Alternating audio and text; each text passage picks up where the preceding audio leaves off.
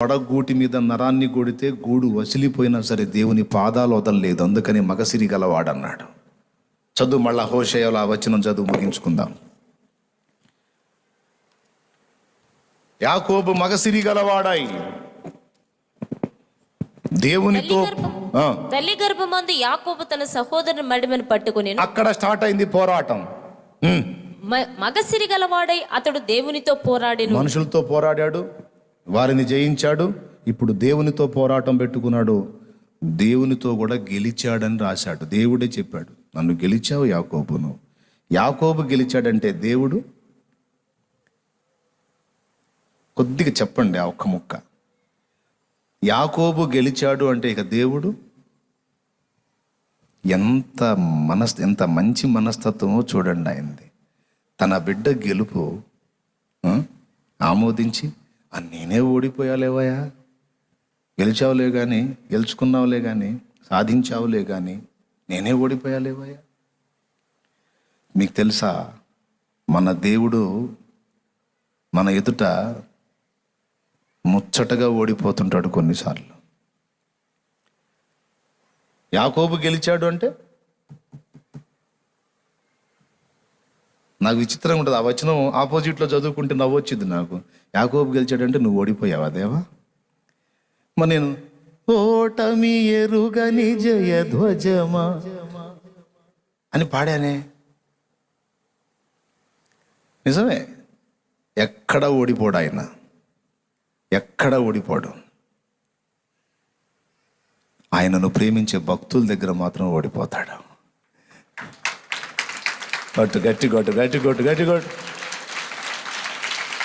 ఆయనను ప్రేమించి, ఆయనను ప్రేమతో బంధించేటువంటి భక్తుల దగ్గర ఓడిపోతాడు, దాటిపోలేడు. చిన్న ఎగ్జాంపుల్ చెప్తా, ముగిస్తా. ఇంటి నుంచి మనం బయటికి వెళ్తున్నాం. మీ చిన్నోడు నీ చేయి పట్టుకొని, నువ్వు వెళ్ళటానికి వీల్లేదు, నువ్వు ఉండాలి నానా ఉండు అని ఆడు చేయి పట్టుకొని లాగుతాడు. నీ చెయ్యాడా ఆడి చెయ్యాడా? నీ చెయ్యాడా వాడి చెయ్యాడా? వదులురా అంటావు అని వాడు బలమంతా, ఏదో పెద్ద పహిల్వాన్లాగా బలమంతా ప్రయోగించి పట్టుకోపోతాడు. నానేమంటాడు, వదలవాయ్, చూశారు కానీ పెద్ద మనగాడి వదిలే అంటాడు. అరే మనిషి నిలబడ్డాడు, వదలరా అంటాడు.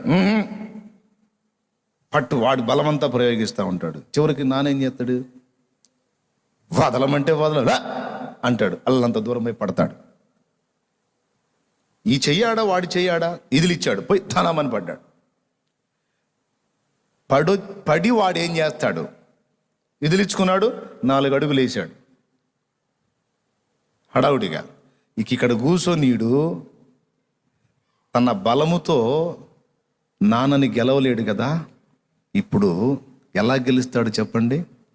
కూర్చొని దీనంగా వాళ్ళ నాన్నకి వెళ్ళి చూస్తా పెద్దగా ఏడుస్తాడు. 2 కళ్ళ నుంచి నీళ్లు అలాగా కారిపోతా ఉంటాయి. అప్పటిదాకా పెనుగులాడాడు. ఎందుకు? నాన్న వెళ్ళటం వాడికి ఇష్టం లేదు. ఏదో నాన్న ఇవ్వాలి, ఇచ్చిపోవాలి, అది ఇవ్వలేదు. అందుకని వెళ్ళనీలా, పెనుగులాడాడు, కుదరలా.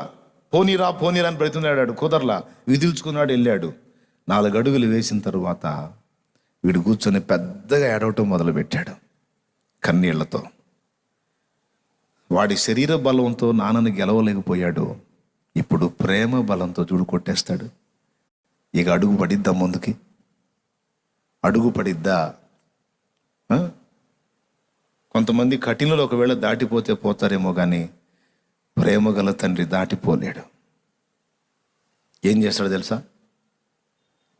వాడు అక్కడ పడి ఏడుస్తూ ఉంటే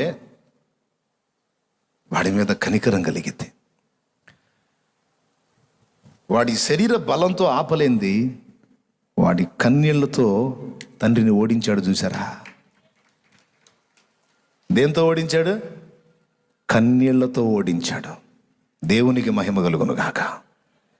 ఇదే జరిగింది యాకోబు దగ్గర. పిల్లవాడు కానీ తండ్రితో పెనుగులాడినట్టు పెనుగులాడాడు, విదిల్చి కొట్టాడు, తొడగుడు జారిపోయింది, కూలబడిపోయాడు. కూలబడి రొమ్ముకు రొమ్ము అనిచ్చి ఫస్ట్ ఆపిన యాకోబు కూలబడి దాటిపోతున్న వాడి కాలు పట్టుకున్నాడు. పట్టుకుని ఇక బలం ప్రయోగించట్లా, ప్రేమని ప్రయోగించాడు. తండ్రి, దాటిపోతావా? నన్ను దాటిపోతావా? నన్ను దీవించవా? ఏడవటం మొదలుపెట్టాడు. ఆ వచనం చదువమ్మా, హోషేయలో ఆ ఒక్క లైన్ చదువు, ఆ కిందనే ఉంటుంది చూడండి. అతడు దూతతో పోరాడి చేయమందెను, అతడు కన్నీరు విడిచి అతని బతిమాలెను. అద్దుగో, హల్లెలూయా. ఇప్పుడు వచ్చే వాళ్ళని కూడా లోపలికి వచ్చేసేయమనండి, మొత్తాన్ని లోపలికి వచ్చేసేయమనండి, రానివ్వండి మొత్తాన్ని. ఇప్పుడు వచ్చే వాళ్ళని లోపలికి రానిచ్చేసేయండి. కొంతమంది ఆ బయటనే ఈ ప్రార్థనలో, ఈ మెసేజ్లో ఏకీభవించండి. ఇంతటితో ముగించుకుందాం. 1500 అడుగుల దూరం వరకు కంటైన్మెంట్ జోన్ కింద ఉంచుతారంట. సో జనాలు గుంపు కూడకూడదు అని మరి పోలీసు వారు తెలియజేశారని ఒక మాట చెప్పారు. కాబట్టి మనం కూడా రెస్పెక్ట్ ఇద్దాం. నెక్స్ట్ ఆరాధన బ్రేక్ చేద్దాం.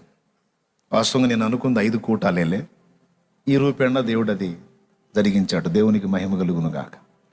హల్లెలూయా. ఇప్పుడు మనం ప్రార్థన చేసుకుందాం. వారు కోరారంట ఈ ఒక్క ఆరాధనతో బ్రేక్ తీసుకుని ఆలోచన చేయండి అని వాళ్ళు తెలియజేశారని చెప్పారు. ఇదే రసీదు, పేపర్ వచ్చింది అందుకని, అంటే మనోళ్ళు రాశారులే, ఇది పోలీసు వాళ్ళు గౌరవనీయంగా వాళ్ళు తెలియజేశారు కనుక గౌరవనీయంగానే మనం వ్యవహరించడం మంచిదని నా అభిప్రాయం. ఏమంటారు? ఈ ఆరాధనతోనే క్లోజ్ చేసుకుందాం. దేవునికి మహిమ. అందుకని వచ్చిన వాళ్ళు చక్కగా ఎక్కడ వాళ్ళు అక్కడ కూర్చోబెట్టండి. అటుపక్క ఓడిపోతాడా? వామ్మో, మీకు పని చేయట్లేదు, అమ్మో మైండ్ పని చేయట్లేదు, అయ్యో దేవుడు ఓడిపోతాడా? మళ్ళీ అది ఓడిపోతాడు. ఎక్కడ?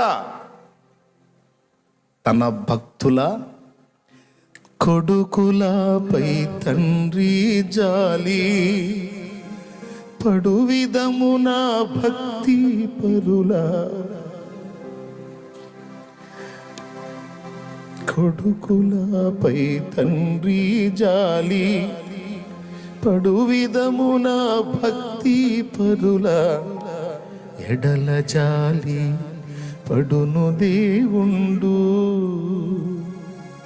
తన భక్తి పరుల ఎడల జాలి పడును దేవుండు. భూ సంబంధమైన తండ్రికైనా కనికరం ఉండదేమో కానీ మన కన్నీళ్లు దేవుణ్ణి కట్టిపడేస్తాయి.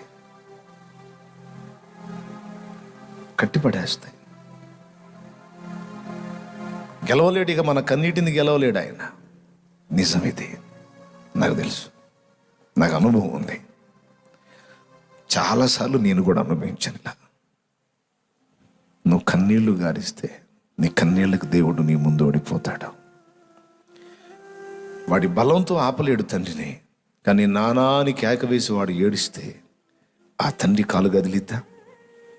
ఆ వచ్చిన మనిషికి ఏదో చెప్పుకొని నేను తర్వాత వస్తలే పోవాయా, వాడు ఏడుస్తున్నాడు, కాసేపు వాడిని ఓదార్చి వస్తాను.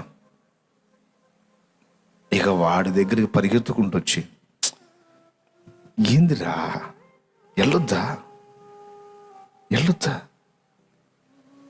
వాడు ఎక్కిళ్ళు పెట్టి ఏడిస్తే గట్టిగా హత్తుకొని, లేదులే వచ్చాగా ఇంక లేదులే, ఊరుకో, గెలిచావుగా, ఆపావుగా, నువ్వే గెలిచావుగా కానీరా.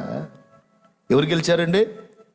తండ్రి గెలిచాడా తెంచుకొని వెళ్ళిపోవటానికి, లేతే కూర్చున్న దగ్గర ఏడ్చి తండ్రిని ఆ ప్రేమతో కట్టిపడేసే కొడుకు గెలిచాడా? ముచ్చటగా ఓడిపోవటానికి ఇష్టపడతాడు. ఏమంటాం పోయి, నువ్వు అనుకున్నదే చేసావుగా, ఆపావుగా నన్ను, గదవాయ్, ఇంక నోరు మీద చూశారు కానీ గెలిచావుగా. నాన్న ఓడిపోవటానికి ఇష్టపడతాడు ప్రేమను బట్టి. ఎన్నోసార్లు మన ముందు ఆయన ఓడిపోయాడు ప్రేమతో, మన కన్నీళ్లతో, ఎన్నో.